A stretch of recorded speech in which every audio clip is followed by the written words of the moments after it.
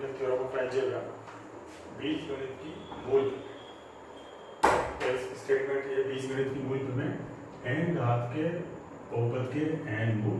मतलब n घात का कोई भी बहुपद होगा उसके n रूट होंगे, मतलब n मानों के लिए वो सेटिस्फाई करेगी जीरो, रूट का होगा जीरो, n जीरो हो सकता है, क्यों भी हो सकता है। जैसे यहाँ प्रूफ उसका देखें अपन, तो यहाँ मान लिया अपन ने माना five z is equal to a0 plus a1z plus a2z square related plus an z raise n घात का बहुपद। यहाँ अपन ने मान लिया 5z है, a0 a1z a2z az raise n घात का बहुपद। पावर क्या होती है? सबसे हाईएस्ट पावर इसकी जो होती है। और यहाँ अपन ने मान लिया कि माना z is equal to a0 plus a1z से लेके प्लस an-1 z की पावर n-1 तथा lz, ये ले लिया an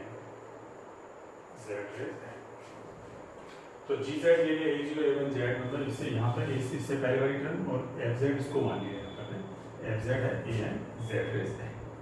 तो यहाँ पर ने मान लिया कि माना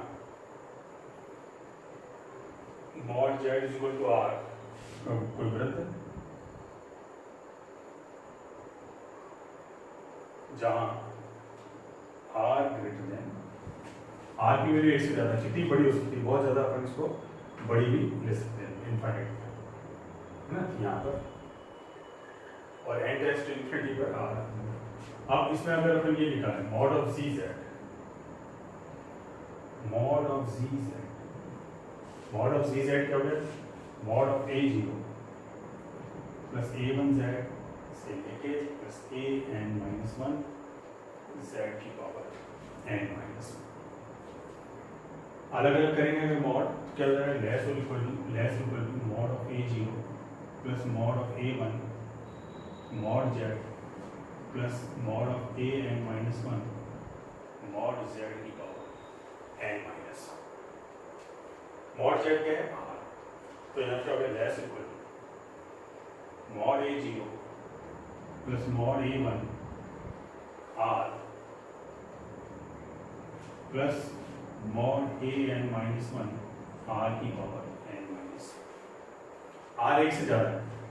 तो r एक से ज्यादा, जैसे मान लिया r 2 है, तो 2 की पावर 1 कितना हो जाएगा? 2 की पावर 2 कितना हो जाएगा? 4। जैसे जैसे n का मान बढ़ेगा r का मान बढ़ता जाएगा। अब अगर मैं यहाँ ये लिखूँ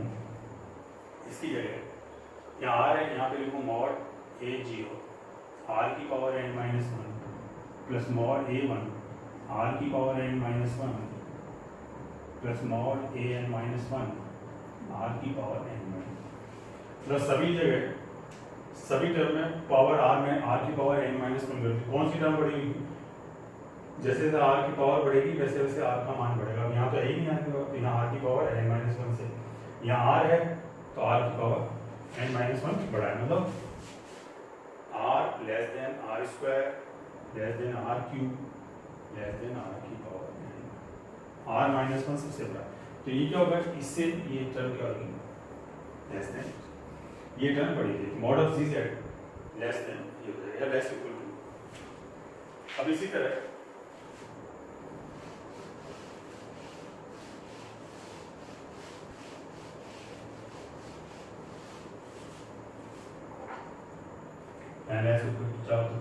अब mod ऑफ, इसी तरह ये निकालें mod of fn lz, lz क्या है? mod of an z raise n, इसका मतलब mod ऑफ an r की पावर। अब अगर यहाँ निकालते हैं mod of gz upon fz, mod of gz ये रहा less equal to a0 r की पावर n, r की पावर n-1 आपने कॉमन ले लिया, r की पावर n-1 सबसे कॉमन ले लो, यहाँ कर दिया mod of a0 plus mod a1 से लेके प्लस mod an-1, और यहाँ हो गया mod an r की पावर, ये इससे कैंसिल। अब यहाँ पर अपन रोशे थ्योरम यूज करेंगे, इसको मान लें तो रोशे थ्योरम यूज करेंगे। यहाँ पर रोशे थ्योरम से रोशे थ्योरम ये यहाँ पे यूज करना है कि यदि आपके पास mod G Z less than mod F Z, तो mod G Z upon mod F Z, अगर mod of G Z less than F Z है तो mod of G Z upon ये क्या हो जाएगा, लेस देन 1 हो जाएगा। तो यहाँ पर आर को क्योंकि आर ग्रेटर देन 1 है, आर की वैल्यू 1 से ज्यादा है, 2 3 4 5 कुछ भी ले सकते हैं अपन। तो यहाँ पर आर को बहुत बड़ा लेने पर, अगर आर की वैल्यू बहुत ज्यादा बड़ी लेंगे तो mod of A 0 plus mod of A 1 से लेके plus mod of A N minus 1 upon mod of A N R, ये क्या हो जाएगा, लेस देन 1। जितना जितना बड़ा होता जाएगा शून्य की तरफ जाएगा, लेस देन 1 हो जाएगा। तो इससे 1 से क्या हो जाएगा, यहाँ पर 1 से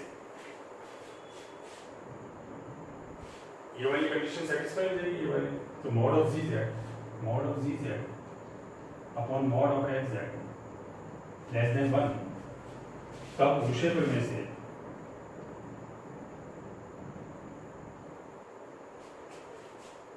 एफ जेड तथा F Z plus G Z के शून्यकों की संख्या, शून्य मतलब मूल की संख्या समान हो, मतलब जितनी एफ जेड की होगी उतनी F Z plus G Z की होगी। एफ जेड क्या है, यहाँ पर एफ जेड क्या है, एफ जेड है ए एन जेड एन। इसके शून्यकों की संख्या कितनी है, जेड की पावर कितनी है, के शून्यकों की संख्या, के शून्यकों की संख्या एन, एफ जेड की एन है, तब F Z plus G Z क्या है, तब F Z plus G Z ये किसके बराबर है, फाइव जेड का मतलब है ए 0 प्लस ए 1 जेड से लेके A N Z is an के शून्यकों की संख्या, इसके शून्यकों की संख्या कितनी होगी, एन। इसका मतलब जो एन घात का बहुपद है, ये एन घात का बहुपद हो गया, एन घात के बहुपद के शून्यकों की संख्या या मूल जो है, रूट्स जो है, उनकी संख्या कितनी हो जाएगी, एन हो जाएगी। तो एन घात का जो भी मूल है उसके शून्यकों की संख्या एन होती है। Fundamental theorem of algebra. इसका दूसरा स्टेटमेंट और है, देखो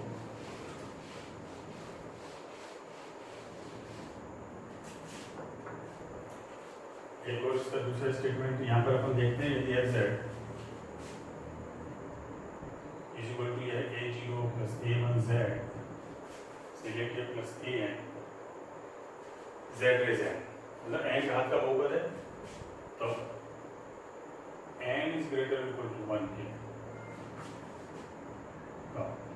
कम से कम एक शून्य होगा, या एन घात के बहुपद का जहां एन ग्रेटर इक्वल टू 1 है कम से कम एक शून्य होगा, है ना। इसको अपन यूं भी लिख सकते हैं, एन घात के बहुपद के एन घात के बहुपद एन ग्रेटर इक्वल टू 1 के लिए कम से कम एक शून्य होगा। एन घात का कोई बहुपद है उसका कम से कम एक शून्य यहाँ पर दिया आपको देख, जैसे होता है एन घात के बहुपद के कम एन शून्य होते हैं, यहाँ पर कम से कम एक तो हो सकता है कुछ रियल और कुछ इमेजिनरी हो, इस तरह से कम एक तो नहीं। तो यहाँ पर इसमें ये दे रखा है, तो अपन ने मान लिया कि माना एफ जेड, यहाँ पर उल्टा लेके चलेंगे अपन, माना तुम्हें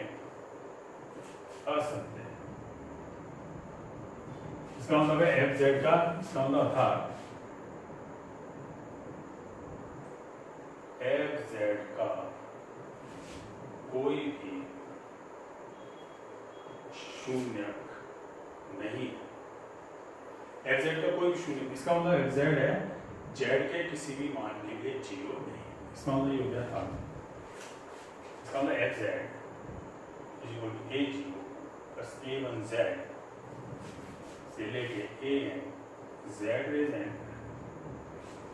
डज नॉट इक्वल टू किसी मान के लिए जीरो नहीं। तो यहां पर ये मान लिया कि माना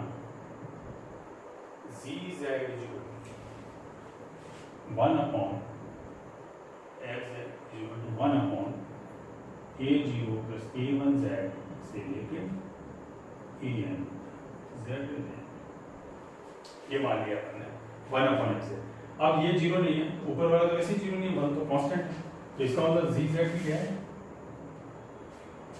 जी जेड जीरो नहीं, जेड के किसी भी मान के लिए, यहाँ पे नीचे है आपके जेड के किसी भी मान के लिए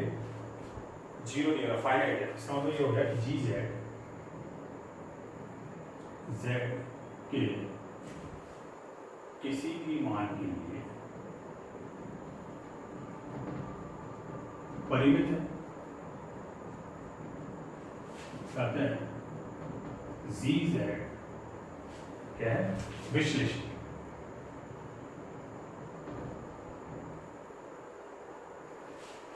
जी जेड क्या है, इसमें विश्लेषिक है ना, यहाँ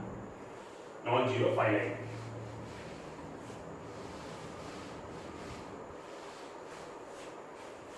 अब यहाँ पे इसमें अगर यहाँ पे लिखें जी जेड में अगर लगाएं limit Z tends to zero, अगर लिमिट लगाएं जेड टेंस टू इन्फिनिटी, यहाँ भी यहाँ तो जेड टेंस टू इन्फिनिटी में क्या आएगा 1 अपॉन जेड रेज एन, अगर एन कॉमन लेते हैं जेड रेज एन कॉमन लेते हैं तो क्या हो जाएगा A zero upon Z raise N plus A one upon Z की पावर एन माइनस वन से लेके प्लस ए एन। अगर जेड टेंस टू इन्फिनिटी लगाते हैं, जेड टेंस टू इन्फिनिटी में ये किस तरफ जा रहा है, जीरो की तरफ जा रहा है। इसका मतलब अगर वैल्यू किसी में इन्फिनिटी लगा दें, limit N tends to infinity R raise N is equal to zero, यदि R less than 1, infinity R greater than, इसका मतलब एक से कम मान,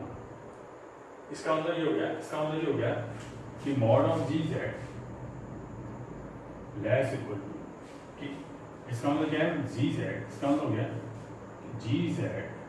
परिमित है, तो विश्लेषक भी है और परिमित भी, इसका मतलब ये हो गया, इसका मतलब हो गया कि जी जेड परिबद्ध विश्लेषिक फलन है,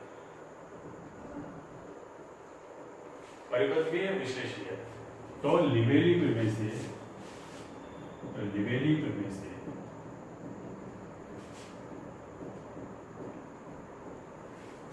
जी जेड क्या होगा, अचर होगा, जी जेड अचर, इसका मतलब है जेड के किसी भी मान के लिए इसका मान समान होगा। जी जेड अचर है तो 1 अपॉन जी जेड भी अचर होगा, मतलब एफ जेड अचर होगा, इसका मतलब ये है मतलब जी जेड अचर। तो जी जेड क्या था, ये है ए जीरो, परंतु आप देखो जेड का अगर मान यहाँ पर एन की वैल्यू एक या एक से ज्यादा है जी जेड, तब क्या होगा, अचर नहीं होना चाहिए, क्योंकि यहाँ पे जेड का मान 1 लेंगे तो अलग मान आएगा, 2 लेंगे तो अलग मान आएगा, 3 लेंगे तो अलग मान आएगा। तो परंतु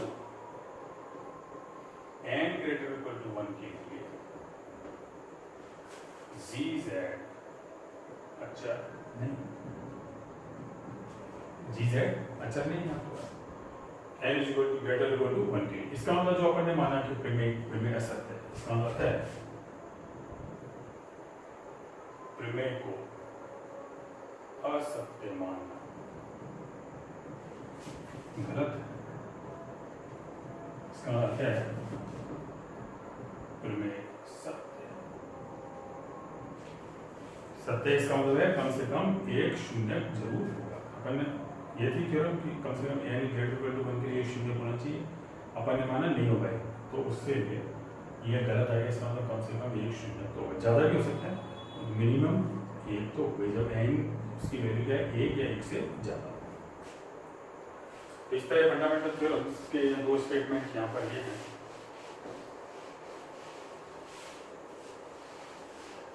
रोशे थ्योरम का अपन यहाँ पर यूज कर सकते हैं। एफ जेड और F Z plus G Z के शून्यकों की संख्या समान होती है। जिस क्वेश्चन में अगर कोई मान लाता है रोशे थ्योरम से अपन यहाँ यूज कर सकते हैं, जैसे जेड की पावर 8 माइनस 4 जेड की power 5 plus Z square minus 1, ये एफ जेड रहता है। इसके अगर शून्यकों की संख्या निकालनी है mod Z less than equal to 1 के अंदर, वृत्त के अंदर, मॉड जेड इक्वल टू 1 वृत्त के अंदर, तो यहाँ पर मतलब mod Z is equal to 1 वृत्त में ये निकालने का अपन, तो अपने को रोशे थ्योरम को यूज करते हुए अपने को ऐसे लेना पड़ेगा। ये है एफ जेड मतलब five Z plus G Z है, तो इसमें या यहाँ पर आप फाइव जेड ले लो, तो एफ जेड को ऐसा मानना है और जी जेड को ऐसा मानना है कि जी जेड अपॉन एफ जेड का होना चाहिए लेस देन 1 होना चाहिए। मॉड लेने के बाद न्यूमेरिकल लेंगे है ना, प्लस माइनस को छोड़ देंगे और जहाँ भी मॉड जेड आएगा उसकी जगह क्या रख देंगे 1 रख देंगे। तो यहाँ आप मान लो, यहाँ इस तरह से मान लो, माना एफ जेड बराबर है माइनस 4 जेड फाइव और जी जेड है Z power 8 plus Z square minus 1, ये मानिए। तो mod of G Z upon mod of F Z ये निकाल लो। तो मॉड जेड की power 8 plus Z square minus 1 upon mod 4 Z power 5, less equal to अलग अलग कर लो इसको। मॉड जेड की power 8 plus mod Z square plus 1,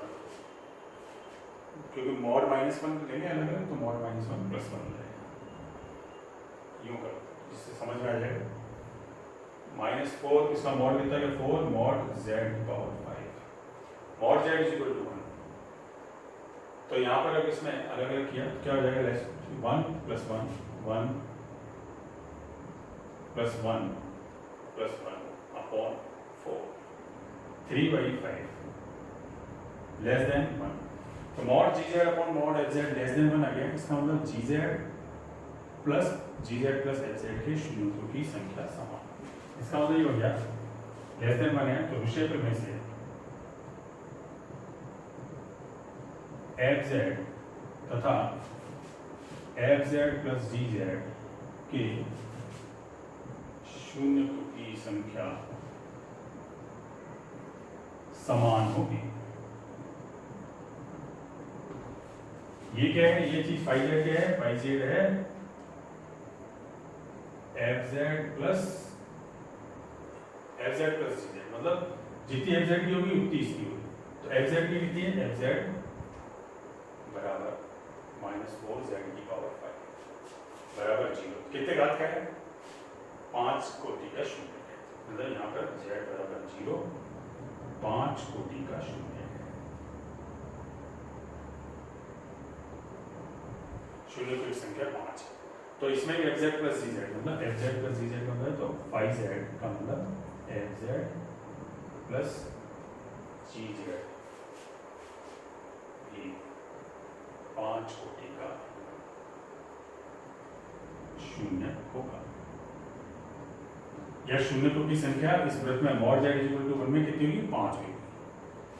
तो mod Z is equal to 1 में शून्यों की संख्या कितनी होगी, 5 होगी। शून्यों की संख्या 5 होगी, इससे शून्यों की संख्या 5 होगी इस रोशे थ्योरम से। तो एफ जेड इस तरह से लेंगे अपन यहाँ पर, इसमें एफ जेड जी जेड को आप इंटरचेंज कर सकते हो, बस ये ध्यान रखना नीचे वाली टर्म जो है डिनोमिनेटर न्यूमरेटर से बड़ा होना चाहिए, ये वाली लेस देन 1 वैल्यू, इस तरह से आप यहाँ पर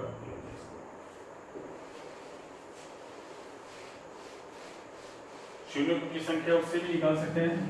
कोणार्क सिद्धांत से, आर्गुमेंट प्रिंसिपल से भी इससे निकाल सकते हैं अपन शून्यों की संख्या। जैसे एफ जेड इज इक्वल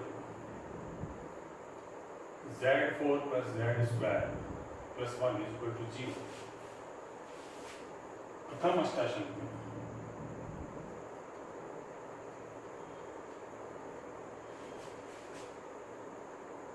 शून्यों की संख्या ज्ञात करना है।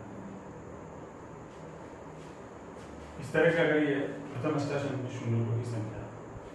First quadrant O A B first quadrant के अंदर ही होगा। तो यहाँ आर्गुमेंट वाला लेंगे, गुणांक प्रिंसिपल क्या है, n is equal to 1/2 pi del C argument exact, यह गुणांक सिद्धांत।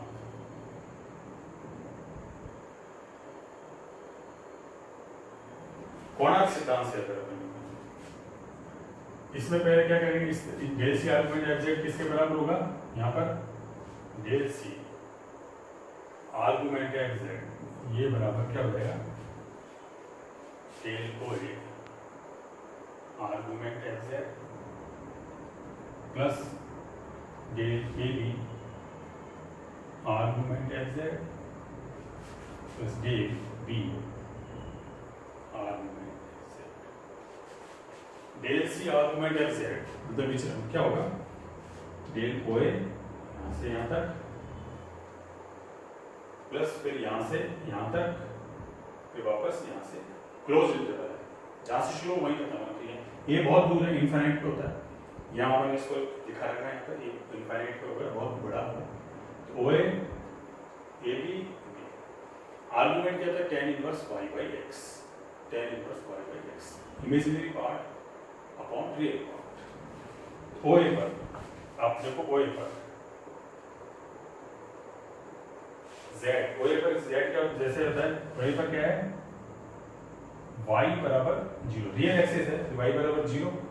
तो z बराबर क्या हो गया, x हो गया। तो ये जो है fz क्या हो गया, x4 plus x square plus 1 x पर है ना, x4 प्लस x प्लस 1। अब इसमें ये तो रियल है, आइटा इमेजिनरी है ही नहीं आपके पास, 0। तो आर्गुमेंट डेल सी, यहाँ पर आर्गुमेंट एफ जेड कितना है, आर्गुमेंट एफ जेड कितना होगा, आर्गुमेंट कितना होगा इसका, tan इनवर्स y, y कितना है 0 upon x4 plus x plus 1। Del C क्या हो जाएगा, डेल सी लिमिट कितनी हो जाएगी, यहाँ से शुरू होता है a पर, ये बहुत ही इनफाइनाइट है, तो डेल सी जो है वो क्या हो जाएगा, इनफाइनाइट, 0 से इनफाइनाइट हो जाएगा। इसी तरह आर्गुमेंट x है a b पर, यहाँ देखें a b पर लिमिट यहाँ पे 0 से इन्फिनिटी, a b पर क्या है, ये वक्र है, ये कितना है π/2। अब यहाँ पर कभी कहीं भी हो सकता है, जैसे यहाँ पर मान लीजिए यहाँ पर f है, यहाँ पर कितना है अल्फा है, तो यहाँ से यहाँ तक, तो यहाँ पर इसमें आर्गुमेंट क्या है, सबसे हाईएस्ट पावर कितनी है, e की पावर, जैसे z बराबर r e की पावर आइटा थीटा, तो z4 कितना हो जाएगा, r4 e की पावर आइटा 4 थीटा। तो आर्गुमेंट कितना हो गया, आर्गुमेंट कितना हो गया 4 थीटा, आर्गुमेंट z कितना हो गया 4 थीटा। तो यहाँ पर आर्गुमेंट, इस पर आर्गुमेंट f z कितना हो गया 4 थीटा, ये अल्फा लो थीटा ले लो, यहाँ अल्फा लिया है तो अल्फा ले लो आप, और लिमिट कितनी हो जाएगी, लिमिट हो जाएगी अल्फा कहाँ से कहाँ तक है, 0 से π/2, 0 से π/2। अब इस पर आओ, यहाँ bo पर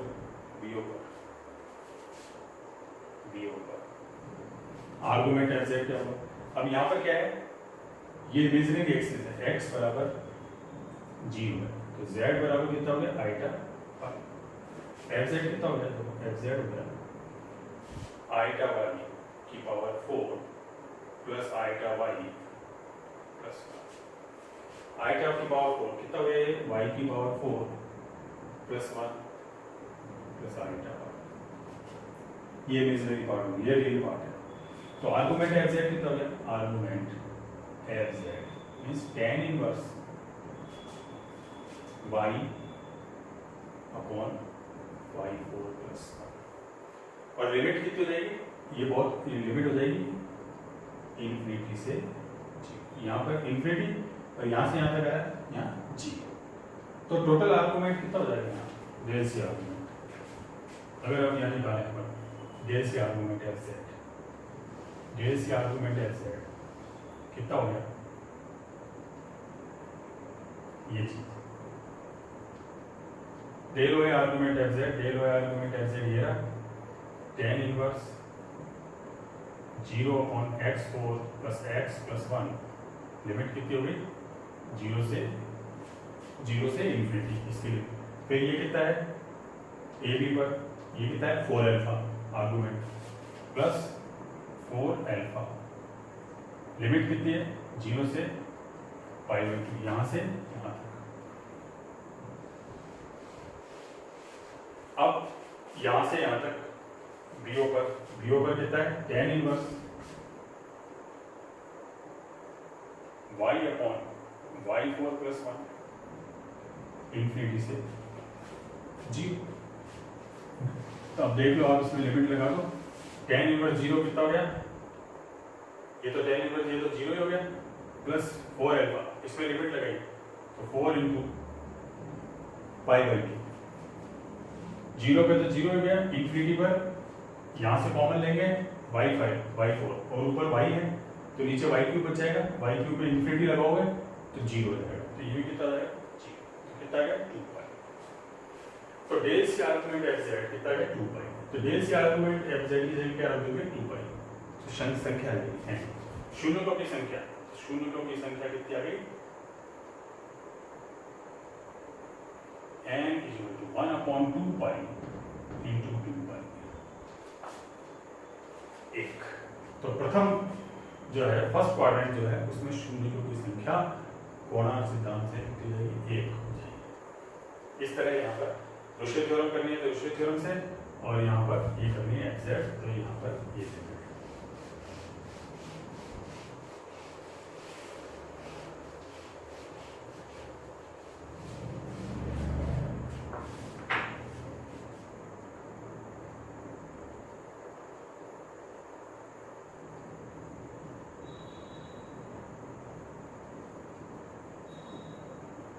पिथागोरस थ्योरम, पिथागोरस प्रमेय, इसमें क्या है फलन एफ जेड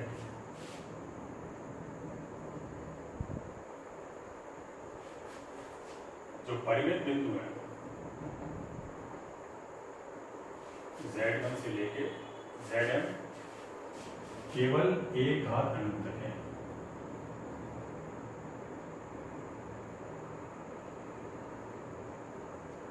एक घात अनंत तक है। इस तरह के इनके हैं कि इनके निरपेक्ष मान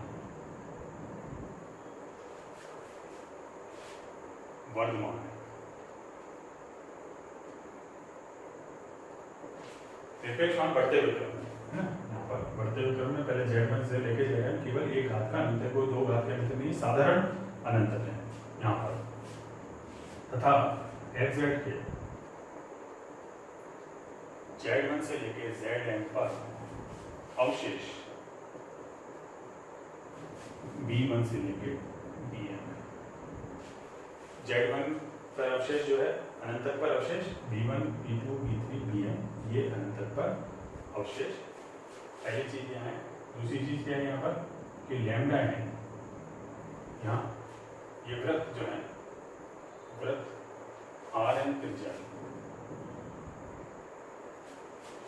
लैम्डा n जो है Rn त्रिज्या के वृत्त जो है का अनुक्रम,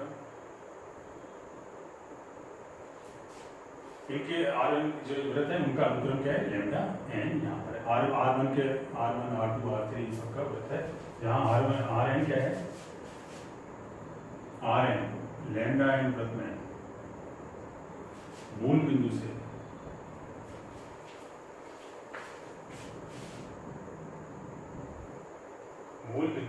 दूरी है, मूल बिंदु से किसी भी इसकी दूरी यहाँ पर Rn त्रिज्या यहाँ पर इसकी दूरी। अब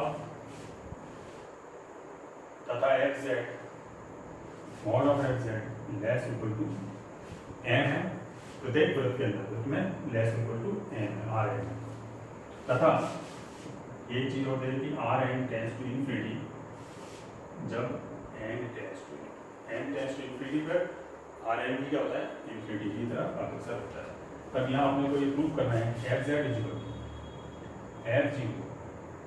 प्लस समेशन एन वन से N infinity B M 1 Z M Z minus Z M plus 1 Z M ये अनंत तक, तो ये प्रूव करना है F Z is equal to F zero plus summation N one से infinity B M 1 Z minus Z M plus 1 Z. ये यहाँ पर अपन ये दे रखा है कि Z1 Z2 ये सभी केवल एक घात अनंत तक। तो यहाँ अपन ने ये मान लिया, जैसे यहाँ अपन ने ये मान लिया कोई इंटीग्रल ही आई है, अपन ने ये लिया इंटीग्रल लैम्डा एक्स सी जो है F T D T upon T minus Z, ये integral F T D T upon T minus Z ये लिया। तब देखें अगर अपन तो फलन अगर ये लेते हैं अपन F T upon T minus Z का T is equal to Z के साधारण अंतर,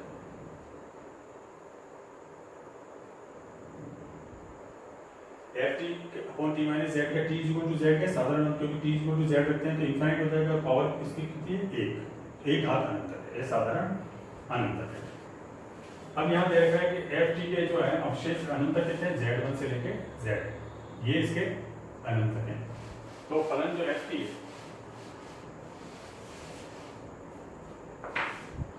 तो फलन एफ टी तथा एफ टी अपॉन जो एफ टी के अनंत है, एफ टी के अनंत है वह F T upon T minus Z ये भी अनंत तक होंगे। जो एफ टी के अनंत है, क्योंकि एफ टी इसमें क्या है, एफ टी के अनंत इसके भी होंगे और इसमें एक एक्स्ट्रा हो रहा है T is equal to Z, T is equal to Z, मतलब एफ टी में जो है वो तो नहीं, उसके अलावा इसमें एक एक्स्ट्रा, इसका मतलब F T upon T minus Z के अनंत तक Z, Z1, Z2 से लेके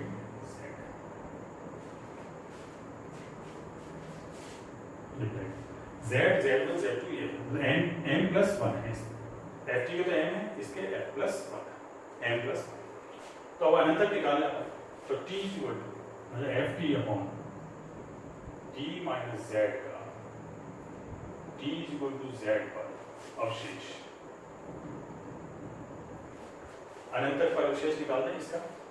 t इक्वल टू जेड का क्या डेफिनेशन होती है, limit t tends to Z t minus Z F T क्या है, F T upon t minus Z ये इससे कैंसिल, तो t टेंड्स टू जेड करा कितना है x, एक तो अनंत तक t इक्वल टू जेड पे तो अनंत तक ही है। अब निकालें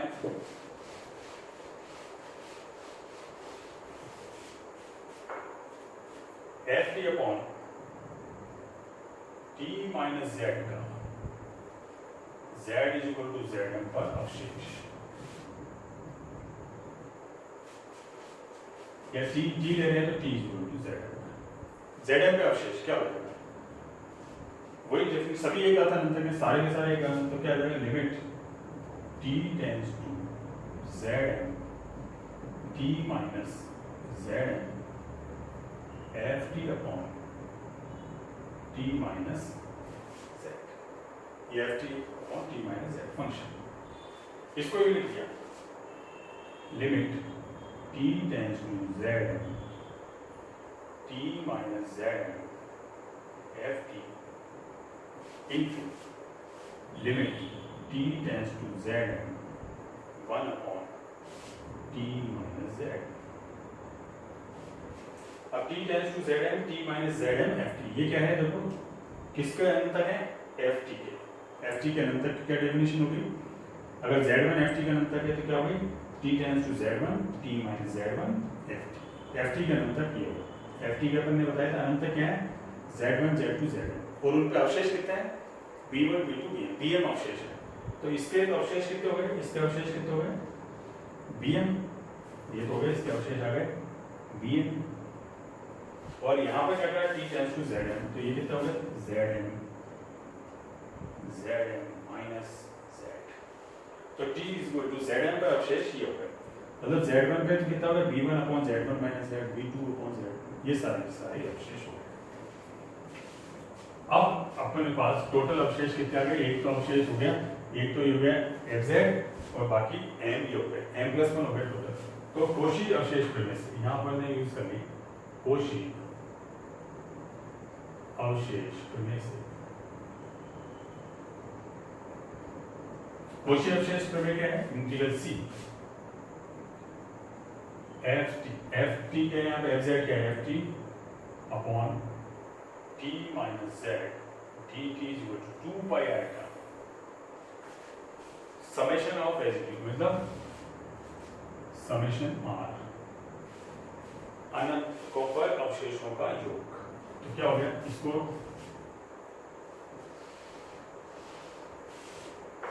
इसको इधर ले आएंगे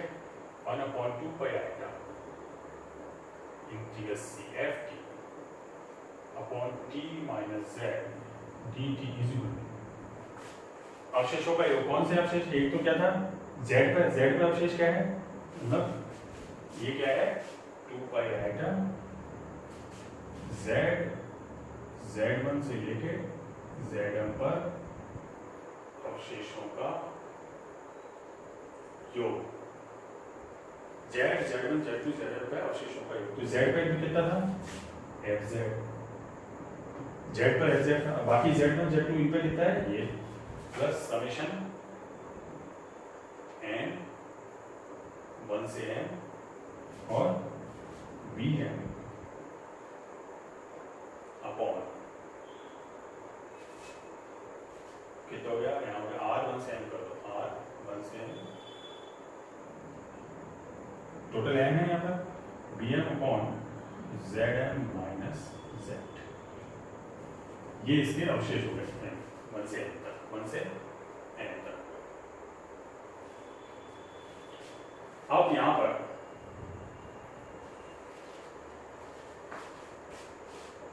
m अगर यहाँ पर अगर n ले लेते हैं, यहाँ पर n भी ले सकते हो आप, यहाँ n कर सकते हो, पर n ठीक है, n एक बार n ही ले लेते हैं 1 से n तक, ये सारे के सारे जुड़ जाएंगे। ये आ गए नंबर 1 इक्वेशन,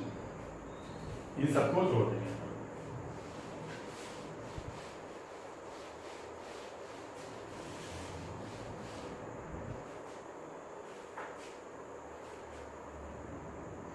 अब ये क्या है, मान क्या है, फलन क्या है, एफ जेड जो है F T T is equal to 0 पर विश्लेषित है,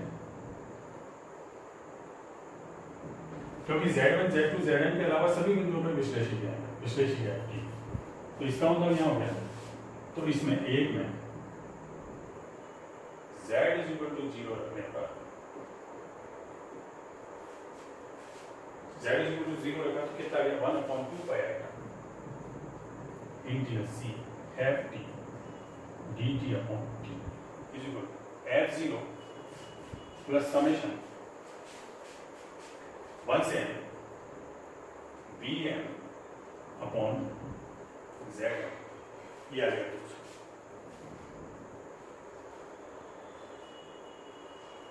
अब यहां पर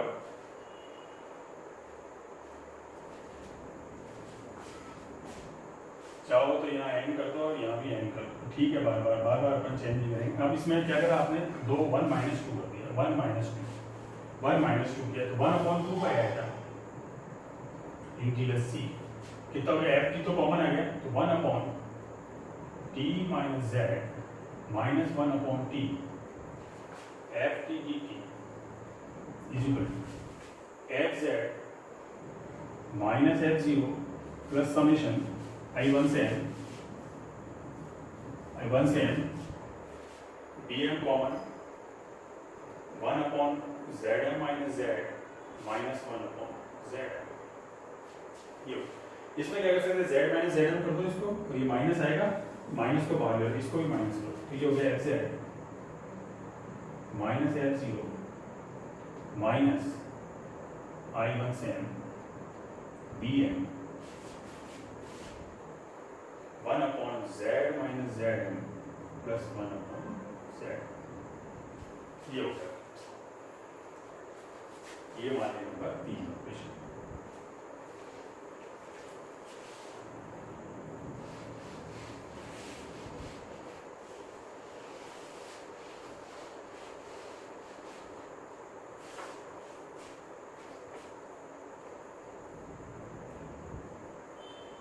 अब यहाँ पर क्या करा अपन ने, इसकी वैल्यू निकालनी है 3 में, तो मॉड ऑफ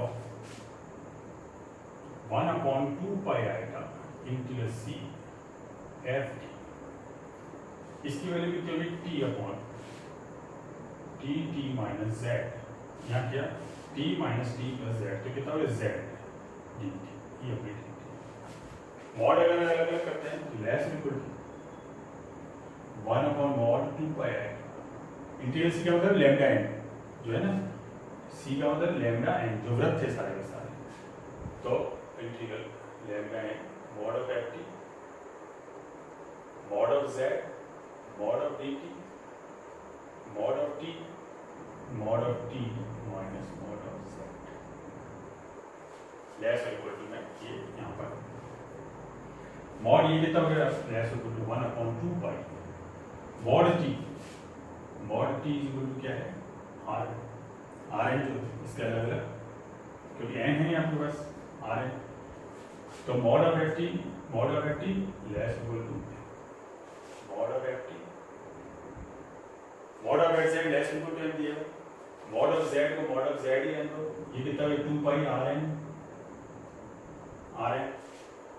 ये हो गया mod of t r N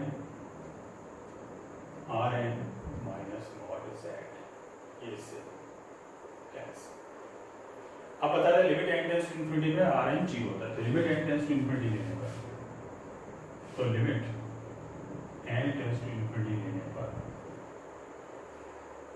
R N infinity हो है, ये इन्फिनिटी होती है, ये क्या हो जाएगा 0, तो क्या होता है mod 1/2 pi item integral lambda f T D T upon T minus z less equal to 0, इसका मतलब 0 के बराबर हो जाएगा। इसका मतलब ये हो गया कि 1/2 pi iota integral lambda N F T D T upon T minus Z is equal to 0,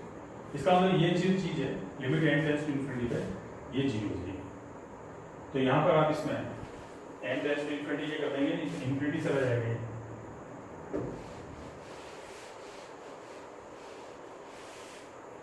तो limit N tends to infinity लेने में 3 में limit N tends to infinity लेने पर